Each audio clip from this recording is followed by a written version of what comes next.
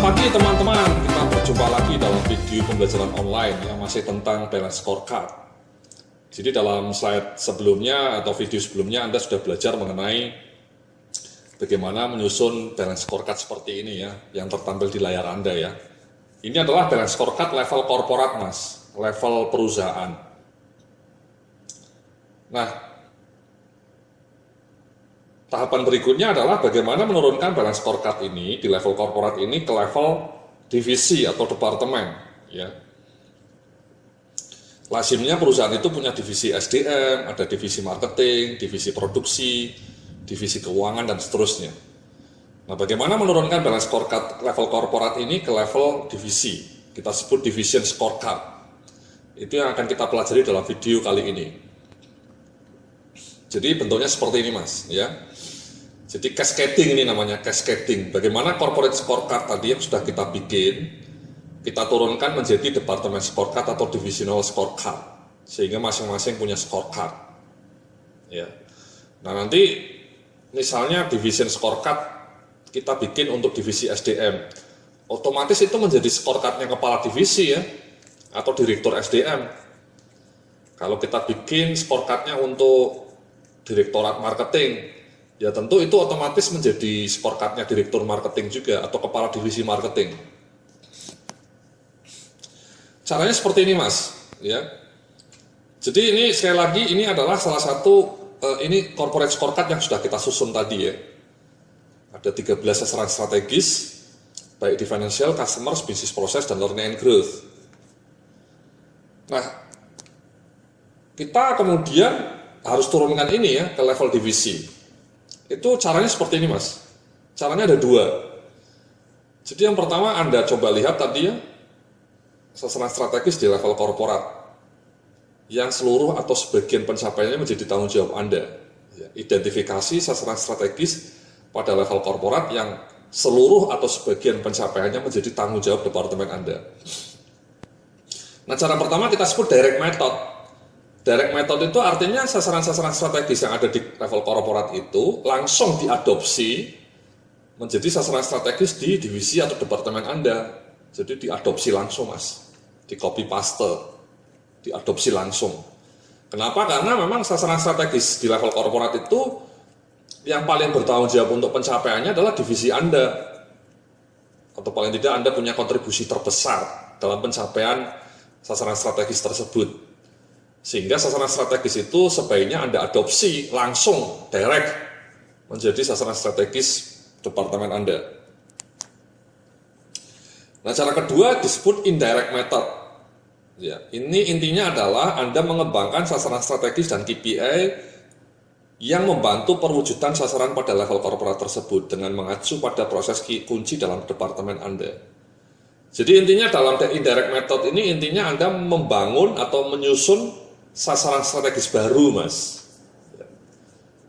dengan mengacu pada job desk atau mengacu fungsi atau tugas pokok dari direktorat itu atau proses bisnis di divisi Anda. Kalau divisi SDM ya proses bisnis di divisi SDM, kalau divisi marketing ya proses bisnis di divisi marketing. Jadi itu mas ya, mbak-mbak ya, bapak ibu-ibu, ada dua cara ya. Nah mari kita praktek mas. Ya, ini ilustrasinya kita mau menyusun KPI atau scorecard untuk divisi SDM, divisi HR. Ya. Nah ini kita pertama mereview mas, kita review. Ya. Nah dari sasaran strategis yang ada di level korporat ini, direktur SDM-nya atau kepala divisi SDM-nya melihat bahwa ada 3 yang merupakan tanggung jawab orang SDM atau HR division atau HR director, yakni yang paling bawah ini. Dikasihlah tanda bintang mas. Ya. Inilah yang kemudian nanti harus diadopsi langsung menjadi sasaran strategisnya divisi HR. Ya. Nah kemudian taruh seperti ini mas, ditaruh. Nah taruhnya seperti yang Anda lihat memang ada sedikit berubah lokasi mas ya. Yang tadinya di learning and growth, ada yang pindah ke bisnis proses, ada yang pindah ke customers, ada yang pindah ke financial. Kenapa begitu? Karena memang sudut pandangnya berbeda mas ya. Kalau tadi kita menyusun untuk level korporat itu sudut pandangnya korporat. Sementara ini kita menyusun level divisi HR, di mana divisi HR itu supporting. Jadi cara pandangnya agak sedikit berbeda dengan korporat yang merupakan bisnis inti ya. Divisi HR itu supporting. Jadi misalnya untuk produktivitas karyawan itu bagi orang SDM ini merupakan sumbangan orang SDM untuk melakukan efisiensi biaya. Itulah kenapa produktivitas karyawan ini lazimnya atau selayaknya ditaruh di financial perspektif. Bagi orang SDM, pengembangan produktivitas karyawan itu merupakan sumbangan finansial dari divisi SDM. Itulah kenapa pengembangan produktivitas yang di level korporat tadi lokasinya ada di bawah learning and growth. Tapi ketika ditembak dari perspektif SDM, dari sudut pandang SDM, produktivitas karyawan itu berubah lokasinya ke finansial. Ya, sekali lagi karena ini merupakan kontribusi orang SDM terhadap finansial. Sama mas, yang kedua adalah mengembangkan kepuasan karyawan. Ini berubah ke perspektif customers, karena sebenarnya divisi HR itu customersnya siapa? Ya tidak lain tidak bukan karyawan mas, user. Jadi customers utama orang HR itu sebenarnya ya karyawan seluruh perusahaan, ya bukan karyawan outsider atau karyawan di luar atau konsumen. Itulah kenapa kepuasan karyawan itu merupakan tugas orang HR di sisi customers. Kenapa? Karena employee Anda itu merupakan customersnya orang SDM, makanya ditaruh di sini. Nah, kemudian menyimpulkan sistem evaluasi kinerja ini sebenarnya dari sudut pandang orang SDM ini merupakan bisnis prosesnya orang SDM ini, mas.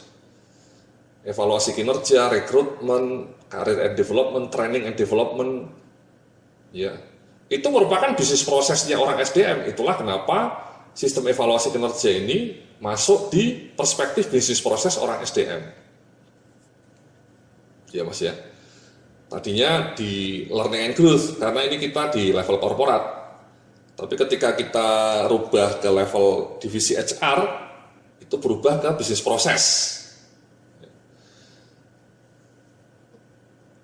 Nah, seperti ini mas. Nah, pertanyaannya kan kemudian, kok cuma 3? Nah, itulah dia ya. Jadi, itulah kenapa kemudian divisi SDM harus menyusun sasaran-sasaran strategis baru dengan mengacu tugas pokoknya divisi SDM. Tapi orang SDM sudah punya 3. Dari mana ini? Di cascade langsung. Ya. Ini 3 ini merupakan sasaran strategis yang di cascade secara langsung, diadopsi langsung menjadi SS-nya divisi HR. Nah, supaya lebih lengkap, orang HR harus menyusun sasaran strategis baru. Supaya jangan cuma 3 dong, masa 3 sedikit sekali ya. Minimal ya 7 atau 8 ya, sasaran strategis itu ya. Kalau di level divisi itu saya biasanya menyusun antara 7 sampai 10 mas. Ya. Kalau di level korporat tadi saya sudah bilang antara 10 sampai 15 ya kotak-kotaknya ini. Kalau di level divisi ya mungkin antara 7 sampai 10 gitu ya. Nah, ini masih ada 3 ya, sekali lagi 3-nya diadopsi langsung, harus kita tambahkan dong. Nah, cara menambahkannya itu seperti ini. Anda analisa dulu, apa sih tugas pokok orang SDM? Tugas pokoknya ya misalnya rekrutmen, melakukan penilaian kinerja, melakukan training, ya, membangun lingkungan kerja yang bagus, dan kemudian mengendalikan biaya pegawai, gitu ya. Ekspektasinya ya, kalau misalnya rekrutmen ya karyawannya bagus, baik dari sisi kualitas maupun kuantitas, cepat. Ya, jumlahnya sesuai dengan permintaan.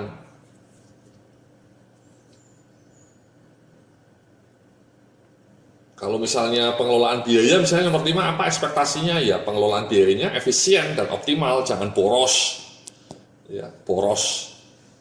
Biaya pegawai itu salah satu krusial itu mas ya, karena upah minimum itu setiap tahun naik, jadi pengendalian biaya pegawainya harus ahli supaya tidak bleeding. Ya. Nah, setelah menganalisa tugas pokok ini mas ya, ini sama mas, kalau Anda orang marketing nanti, ya Anda analisa tugas pokok orang marketing itu apa saja. Kalau Anda orang produksi, apa saja tugas pokoknya? Mungkin dikategorikan Mas, tidak usah sampai 30 ya. Jadi lain dengan job desk. Kalau job desk itu sudah sangat detail. Kalau tugas pokok itu sebenarnya hanya klaster-klaster saja Mas ya. Istilahnya hanya fungsi-fungsi utama ya. Jadi divisi HR itu fungsi utamanya ya rekrutmen, penilaian kinerja, training, biaya pegawai, sama mungkin hubungan industrial ini ya. Jadi fungsi-fungsi utama saja Mas, bukan yang terlalu teknis ya. Nah dari analisa ini kemudian muncullah sasaran-sasaran strategis baru yang relevan. Nah muncullah ini Mas ya. Jadi yang hijau-hijau ini, yang warnanya hijau ini adalah sasaran strategis yang didesain dengan mengacu pada internal proses orang SDM. Ya. Jadi yang hijau pertama ini misalnya mengelola biaya secara efisien. Yang bisnis prosesnya ada tambahan 3 warna baru, 3 kotak baru. Menerapkan rekrutmen berbasis kompetensi, menerapkan pola pelatihan berkelanjutan, membangun sistem perencanaan karir yang efektif. Nah di people development-nya ini Mas, Mbak ya, itu lebih ke fokus ke internal yang orang SDM. Ya. Jadi yang pertama mengembangkan kompetensi karyawan internal orang SDM. Asumsinya begini Mas, orang SDM tidak akan mampu memintarkan karyawan lain kalau orang SDM-nya sendiri tidak pintar gitu ya, tidak kompeten. Maka people development itu ketika diturunkan ke level divisi itu saya biasanya sama klien saya bilang, ya sasaran strategisnya sebaiknya adalah mengembangkan kompetensi divisi Anda, kompetensi SDM di divisi Anda. Ini kebetulan orang SDM, jadi bagaimana mengembangkan kompetensi karyawan internal di divisi SDM, bukan karyawan seluruh perusahaan ya. Jadi orang SDM-nya juga harus fokus mengembangkan dirinya sendiri dulu, sebelum mengembangkan kompetensi orang lain. Kemudian di sisi lain juga ditambahkan ini ya, membangun lingkungan kerja yang kondusif di departemen HR-nya juga. Jadi asumsinya ini mungkin kepala divisinya bilang kita tidak akan bisa membuat karyawan di departemen lain happy kalau kita sendiri amburadul. Kalau pola kerjanya di departemen HR juga tidak kondusif, itu tidak afdol, tidak pas untuk membangun kultur yang bagus di departemen lain. So itulah Mas ya, jadi seperti Anda lihat yang warnanya hijau ada bintang-bintangnya itu merupakan sasaran strategis baru yang disusun dengan mengacu pada core proses divisi HR. Jadi ini core prosesnya tadi.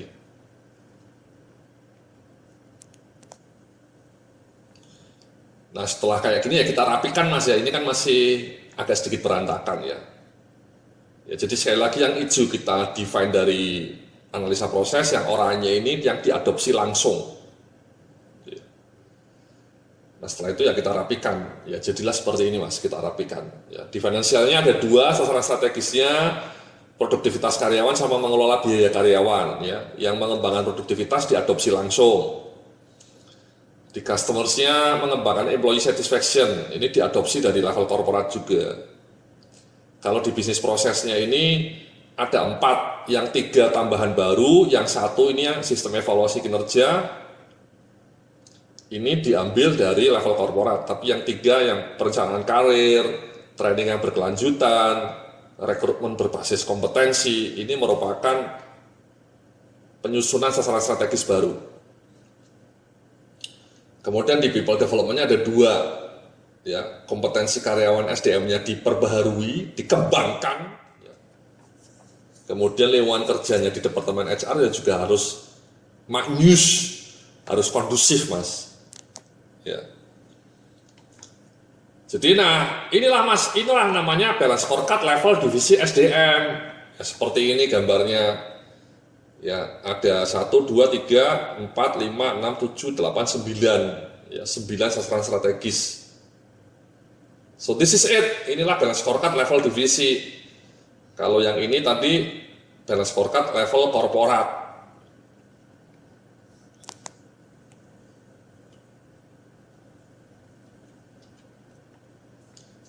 Nah, di tahapan berikutnya kemudian ya tentu harus bikin KPI-nya juga Mas ya. KPI-nya apa untuk masing-masing sasaran strategis ini? Itu kan jantungnya Mas, KPI itu jantungnya. Ini kalimat-kalimat yang ada di depan Anda ini tidak meaningful kalau tidak disertai dengan indikator-indikator yang terukur atau key performance indicators. Nah, sama Mas prosesnya ya, seperti yang di level korporat tadi ya, masing-masing dibikin KPI-nya minimal 1. Nah, di slide berikutnya ini ya, sasaran strategisnya mengembangkan produktivitas karyawan. Tadi ya, KPI-nya ada 2, sales per employee. Ini di level korporat juga sudah ada, ditambahkan lagi net profit per employee. Targetnya belum ditulis ya, nanti ditulis Mas, kesepakatan. Untuk biaya, KPI-nya ada 2, biaya kesehatan per karyawan ya. Sekarang sudah ada BPJS ya, jadi sudah ditanggung semua oleh BPJS. Kemudian yang tidak kalah penting ini Mas, rasio HR cost terhadap overall cost. Ya. Jadi ini kuncinya Mas. Ya. Biaya lembur, biaya gaji pegawai, ya itu jangan terlalu tinggi, ya, terutama biaya lembur. Kemudian di employee satisfaction KPI-nya adalah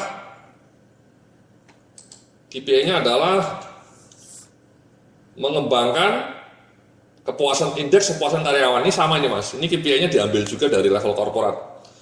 Sasaran strategisnya diambil dari level korporat, KPI-nya juga otomatis sama. Targetnya juga nanti ditulis. Kemudian menerapkan sistem rekrutmen berbasis kompetensi.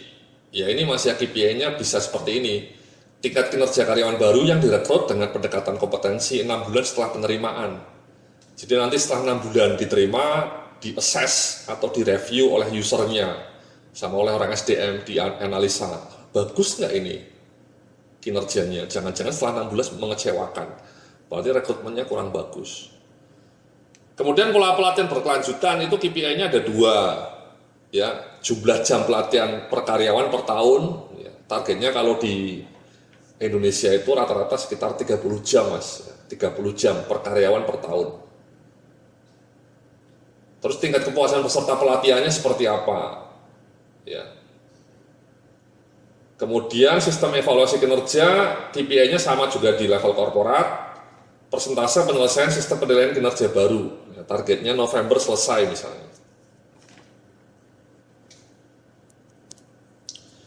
Nah, yang membangun sistem perencanaan karir, KPI-nya ada 2 Mas. Sama ini KPI-nya bentuknya yang pertama project based, persentase penyelesaian blueprint perencanaan karir ya.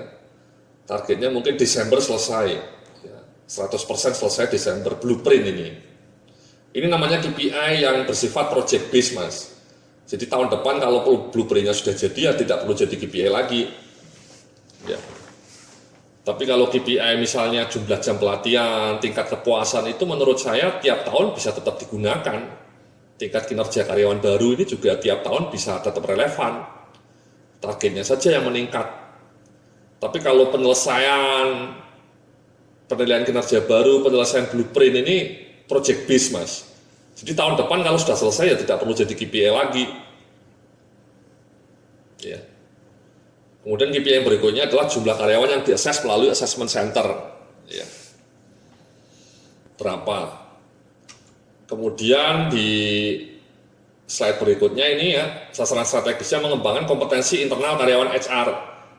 KPI-nya bisa ada 2 pilihannya Mas. Yang pertama jumlah internal knowledge sharing session yang diselenggarakan. Jadi orang-orang SDM-nya melakukan internal sharing session. Yang kedua rata-rata skor kompetensi karyawan internal HR ya. Skor kompetensinya karyawan internal SDM diukur juga. Kemudian yang terakhir membangun lingkungan kerja yang kondusif. KPI-nya tingkat kepuasan karyawan internal divisi HR terhadap direktur HR misalnya, atau terhadap kepala divisi HR misalnya. Atau mungkin bukan terhadap pimpinan, tapi terhadap suasana kerja di divisi HR. Tingkat kepuasan karyawan divisi HR terhadap suasana kerja, atau terhadap lingkungan kerja di departemen HR. Happy nggak itu orang-orang HR-nya? Kalau orang HR-nya hanya 3 ya sudah ya, terlalu sedikit ya. Ini mungkin asumsinya perusahaannya cukup besar. Jadi seperti itu Mas ya. Kita menyusun balance scorecard untuk level divisi HR. yang masing-masing disertai oleh KPI-nya. Ya, nanti kita akan lanjutkan di video berikutnya dengan mencoba meng-cascade untuk divisi lain selain divisi HR. Terima kasih, sampai jumpa dalam video berikutnya.